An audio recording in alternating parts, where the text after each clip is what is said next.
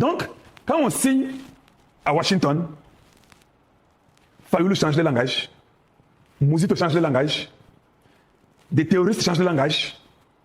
Donc vous êtes des aventuriers. Vous ne trouvez pas ça? Donc vous n'êtes pas intègre. Donc votre politique, c'est une politique du ventre. Il fallait qu'on signe à Washington pour que vous puissiez vous mettre en ordre des batailles, ou bien en ordre, je ne sais pas quoi. Quel genre de... Pour moi, d'ailleurs, ils ont regretté Makassi, que Tshisekedi va prendre le Fayoul. Oui. Ou bien il va prendre Mouzito. Je regrette beaucoup. Ça, c'est mon point de vue. Hein. Vous êtes libre. Parce que Tshisekedi donne un mauvais message aux générations futures. Ouais. En prenant Mouzito et Fayoulou, vous les prenez pour l'unité nationale. Donc c'est ça que les gens vont dire. Kalonji, pour l'unité nationale, il faut prendre ces gens à travailler avec eux. C'est comme ça que vous me direz. Vous réfléchissez mal. Un homme normal ne réfléchit pas comme ça. Je répète, un homme normal ne réfléchit pas comme ça.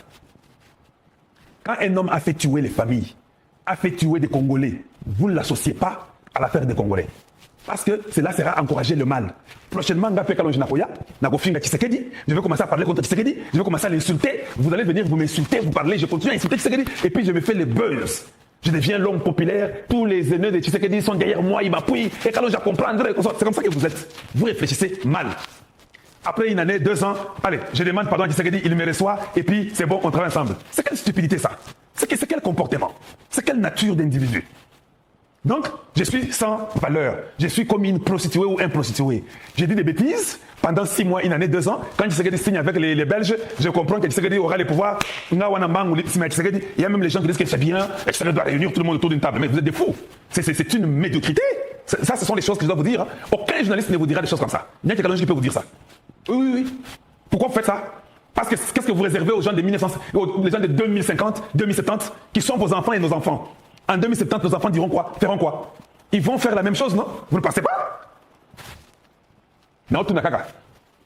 En 2070, quand nous tous aussi nous allons commencer à disparaître sur la terre, qu'est-ce que nous avons laissé aux enfants? Parce que nous avons pensé que c'est bien d'abord l'unité. Mais on a fait l'unité combien de fois? On a fait l'unité 35 fois au Congo démocratique, avec tous les dialogues, si je les mets ensemble, 35 fois. Vous n'avez pas la solution. Vous ne pensez pas qu'on a besoin d'un président qui peut dire niet? Vous avez été de l'autre camp, je ne vous prends pas. Je prends ces jeunes qui se sont battus, qui ont parlé pour la République. Vous ne pensez pas? Naotuna. Vous ne pouvez pas dire ça à Tshisekedi. Vous, les conseillers de Tshisekedi, vous croyez intelligent. Vous ne pouvez pas dire au président que non, président. C'est un mauvais message. Quand vous prenez les anciennes personnes là, qui vous ont combattu pendant 6 ans. Donc nous sommes, bon, je ne parle pas des Kalonji spécifiquement, hein, je parle des autres personnes, parce que je vois beaucoup de gens, même des leaders qui parlent, les consorts, les gens des personnes nombreuses qui ont besoin des postes. Même nous parlons aussi, c'est bien qu'on ait aussi des postes, qu'on travaille pour la République, non? Là, je vais vous donner un scénario. Les gens viennent, ils se battent contre le pouvoir de Tshisekedi qui est un pouvoir légal. Je dis bien un pouvoir légal. Les familles sont divisées. Il y a des divorces. Les gens sont morts. On a tué des gens. Et à Kinshasa et dans les bandes, les gens sont morts. D'accord? La rébellion est venue. Les gens sont morts, nombreux. Des millions. Tshisekedi a trouvé cette rébellion-là. Ça a continué. Ça a commencé à 30 ans. Ça là, c'est arrivé à lui à 24 ans. Ça a continué, ça fait 30 ans. La même guerre. Les gens sont morts. Bon. Est-ce la première fois d'abord? Non. Il y a toujours des guerres au Congo, les gens meurent toujours. Et nous faisons tous les dialogues, les réunions, et puis les gens retournent, et puis après 1 année, 2 ans, allez, ils se séparent encore, les rébellions, les gens meurent encore. Est-ce que vous trouvez, vous, les conseillers de Tshisekedi, vous trouvez que c'est normal que Tshisekedi les ramène tous à table? Non, tu n'as pas de question. Non, tu n'as pas de question. Vous trouvez ça normal? Que Tshisekedi doit ramener ces gens-là à table? Que Yakato Vanato Tomela, Batobasi Bakofi pour les Mésaté, on va causer, nous sommes une nation. Vous ne trouvez pas que ce n'est pas sérieux?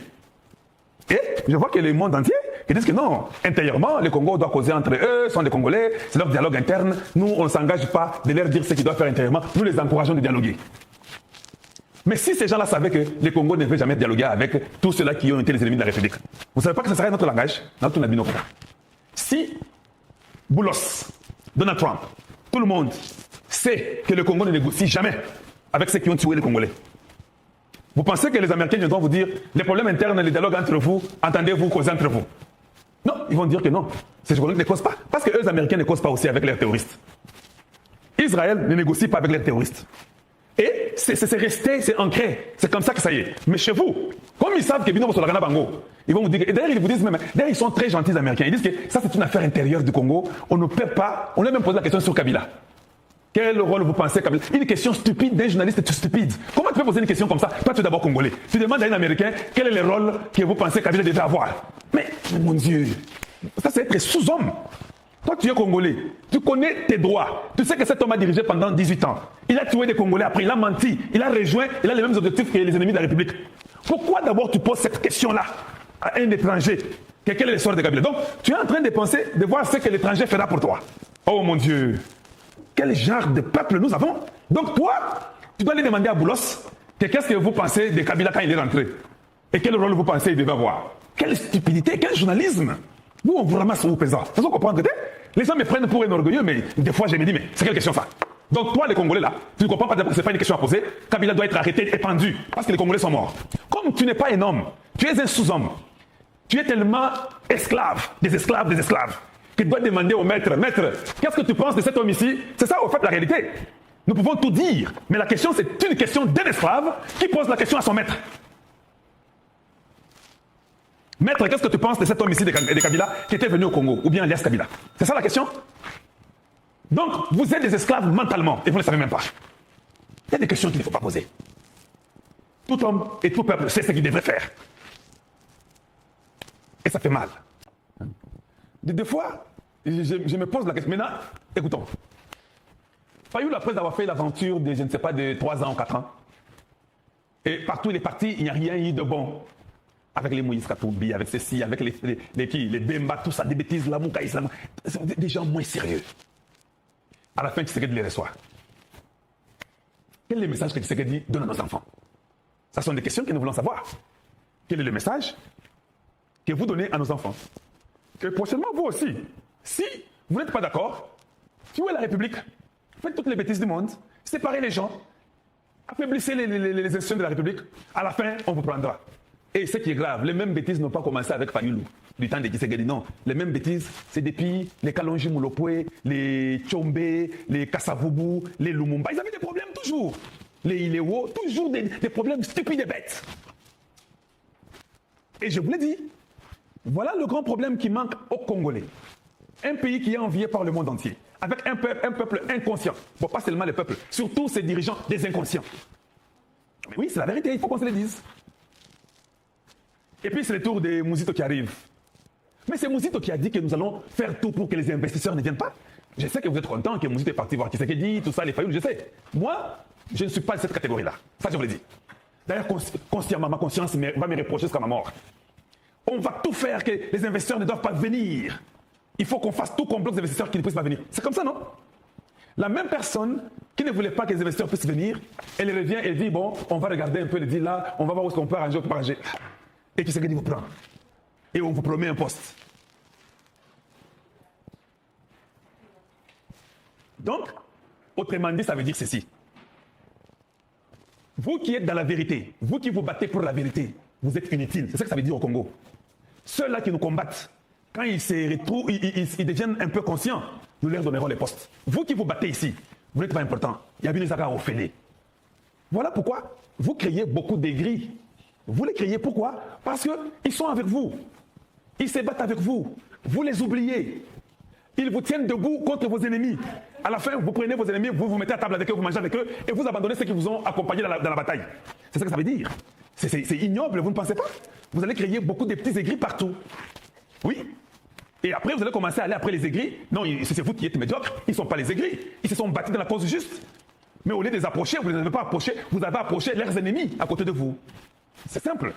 Ayons quand même l'habitude et le courage de dire la vérité aux gens. Nous avons des générations. Nous avons des responsabilités plus que le poste d'être ministre. C'est pas si vous me comprenez. On a des responsabilités plus que le poste d'être ministre. Être ministre, c'est juste un truc inutile de toute façon. Ça va me donner quoi si je suis ministre? Mais parce qu'il y a des voleurs, ils viennent pour voler. C'est ça le grand problème. Parce que dans leur tête, ce n'est pas sauver la nation. Dans leur tête, c'est voler la République. Et voilà comment nous tombons dans les difficultés. Parce qu'ils veulent voler la République.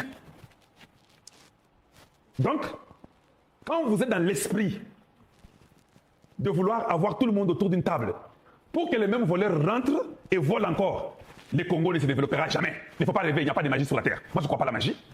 Je ne crois pas à la magie, je crois à l'intelligence, je crois à la stratégie, une étude bien élaborée pour développer une nation. C'est comme ça que moi je crois. Je ne crois pas aux sentiments, je ne crois pas au fait qu'après qu'on ait causé et puis ça va marcher. C'est faux. Ça n'a jamais marché. Ça n'a jamais marché. La peur que j'ai pour vous, c'est cette peur-là. Vous allez signer les papiers, tout ça, et économie, le Rwanda, le Congo, mais eux, chez eux, il y a une discipline. Tu fais une bêtise, tu es parti. Chez vous, il y a un désordre accentué. Vous n'avez pas peur? Moi, c'est ça qui me fait peur.